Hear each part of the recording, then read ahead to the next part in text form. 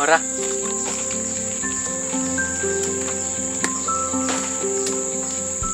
Tutup mah. Wis ki.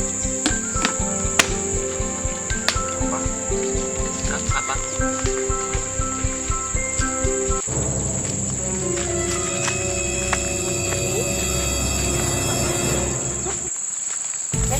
Lowo. Apa? Kok ngelamun? Oh, enggak ada apa-apa kok. Enggak ada. Tapi Mi ya, cantik ya tadi ya. Gimana kamu udah punya belum? Kok banyak mau? Iya. Dulu. Ngopo gue? Ngopo ki? Ngopo ki? Lu. Kesurupan lo, kesurupan lo. Lu. Mi. Ngopo Mi? Mi, ngopo Mi gue? Aku jomblo Rama.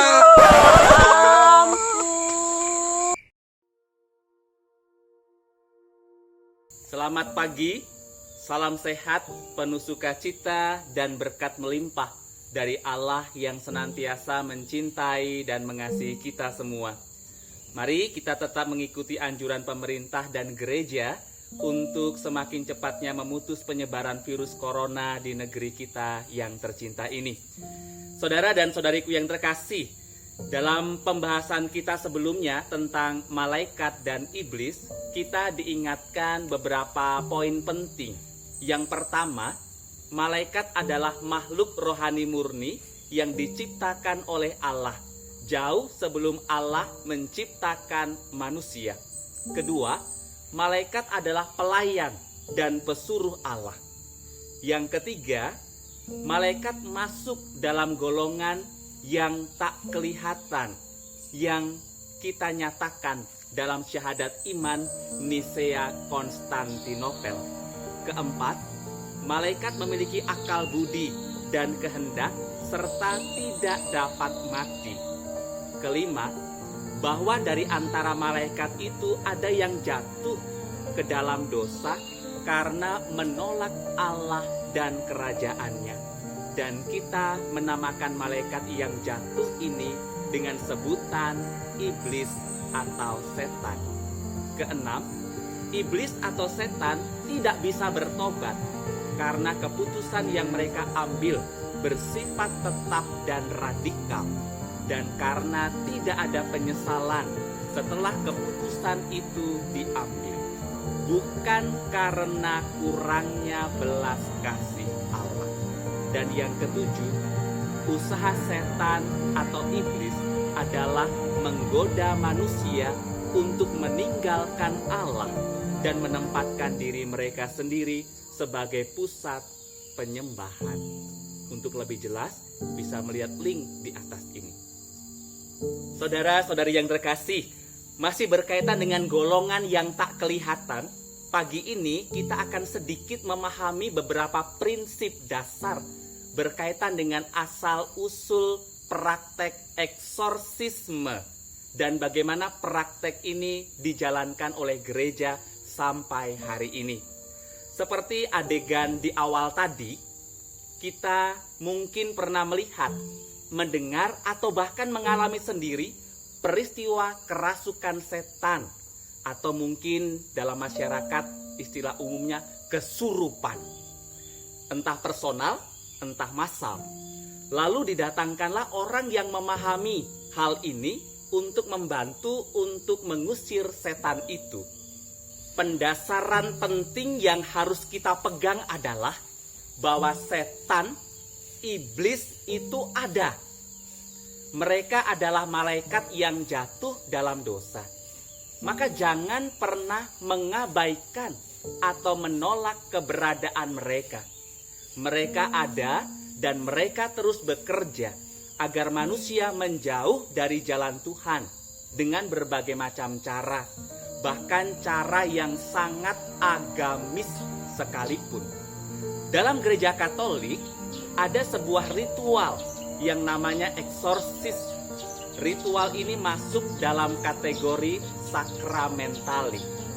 Secara etimologis, eksorsisme berasal dari bahasa Latin exorcisare yang artinya mengusir atau menghalau setan.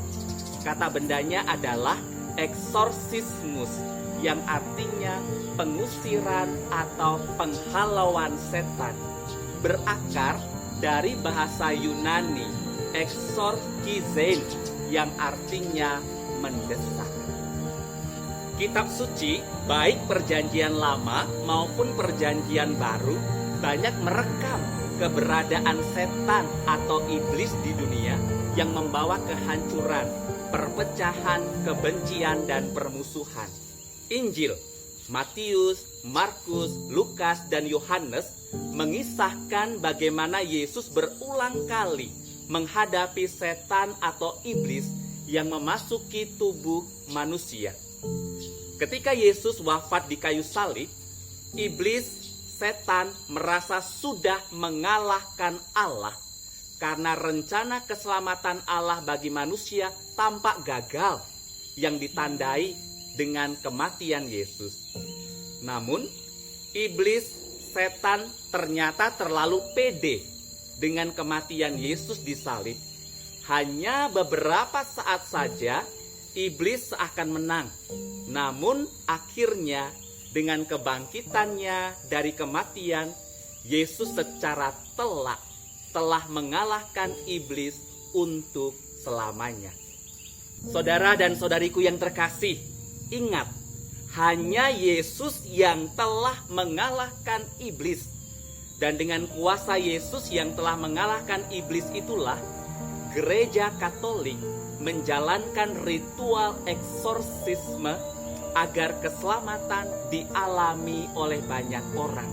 Salah satunya adalah dengan membebaskan orang yang kerasukan setan. Bagaimana Gereja Katolik meneruskan tugas yang diberikan Yesus untuk melawan kuasa kegelapan yang masih terjadi di dunia ini?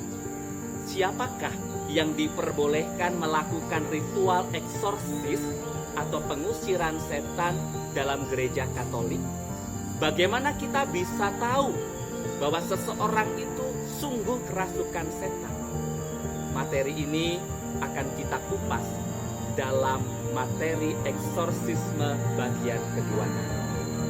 Saudara-saudariku yang terkasih, iblis, setan itu ada. Mereka mengaum-aum seperti singa yang mencari mangsanya.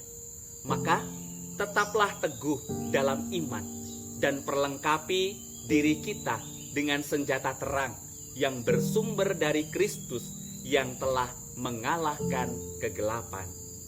Tuhan memberkati kita. Vivat Cor Jesu per Cor Marie. Kiri kok mangan kok kabeh kiri. Kena ora iki? Ora.